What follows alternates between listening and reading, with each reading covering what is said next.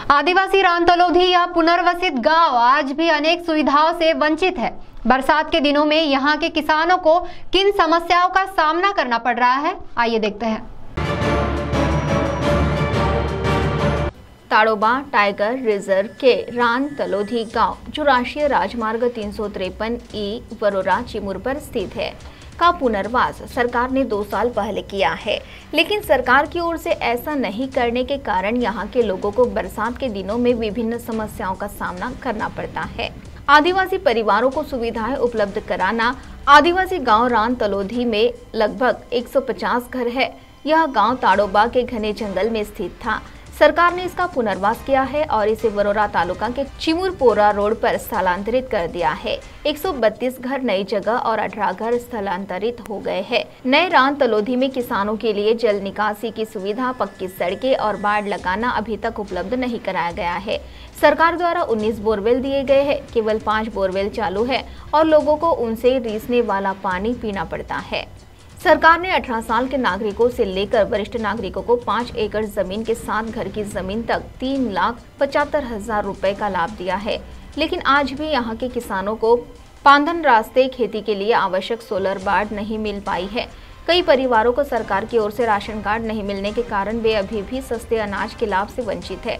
कई किसान भारी बारिश का मुआवजा भी नहीं मिलने के कारण 7/12 से वंचित रह गए हैं।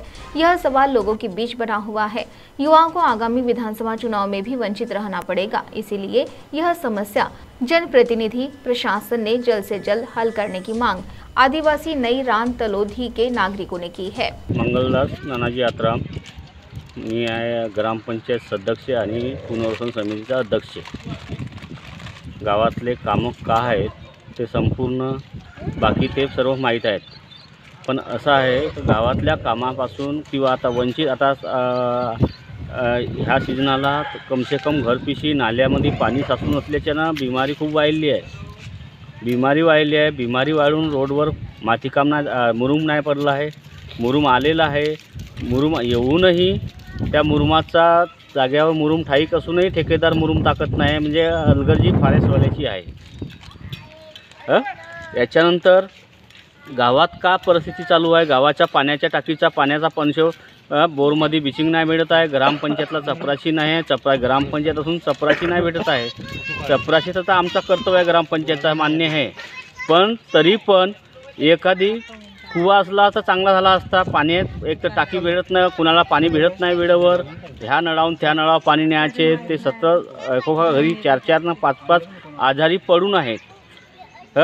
एवढी फारेसवाल्याची बेलक्ष्य आहे, तरी पण आपल्याला शेतीमध्ये जाण्यासाठी आता 5 किलोमीटर 3 किलोमीटर, कुणाला 4 किलोमीटर, कुणाला 2 किलोमीटर अशी जागा जाता ते लोक परिचय होऊन गेले आहे। ते लोकसुद्धा वावराकडे जात नाही आहेत। एवढाही दुष्काळ असूनही गावातली तशीच परिस्थिती आहे। गावात तर पाण्याची तर तुटवडा आहेच। पाणी 2 वर्षापासून पाण्याची टंचाई चालू आहे, 2 वर्षापासून। त्या समोरच्याही आचारसंहितामध्ये जाणार आहे, पण आम्हाला रोड केव्हा बनणार आहे? आता शेती आज 1 लाख रुपये जो शेतकरी खर्च करत आहे, त्या शेतकऱ्याचं ताकद नाही त्या वावरात जायची, तर मग समोर जाईल का? शेतकरी जाऊ शकत नाही समोरच्या। आता ह्याही वर्षी ते आचारसंहिता चालू होणार आहे समोरच्या महिन्यात, समोर 2 महिन्यानं 3 महिन्यानं, तर मग त्यावेळी ते आचारसंहिता आहे म्हणून त्यांना थांबवून ठेवले आहेत। तर कशाबद्दल थांबवून ठेवता तुम्ही? पण गावातला जो विकास आहे तो विकासाचा काम काहीच नाही होत आहे। म्हणजे 30 वर्षापासून जेव्हा जुन्या गावात होतो आपण, तेव्हा चांगल्या ठिकाणी होतो, कारण आयुर्वेदिक पाणी होता, विहिरीचा पाणी होता, बिचिंग टाकत राहो। येतं बोरला बिचिंग भेटत नाही, काही भेटत नाही। त्याच्यामुळं आता घरपिशी पाहाल तर 4 लोक 5 लोक पडून, काम धंदे ठेवून लोक पडून आहेत, बिमार पडून आहेत। पण नाल्यामध्ये पाहाल तर नाल्या साफ, फारेसवाल्याने नाल्या साफ करून दिले, अर्धवट नाल्या साफ केले आहेत। नाल्याचा पाणी बाहेर निघत नाही आहे, कधी पास होत नाही, त्यातच जंतू तयार होत आहेत।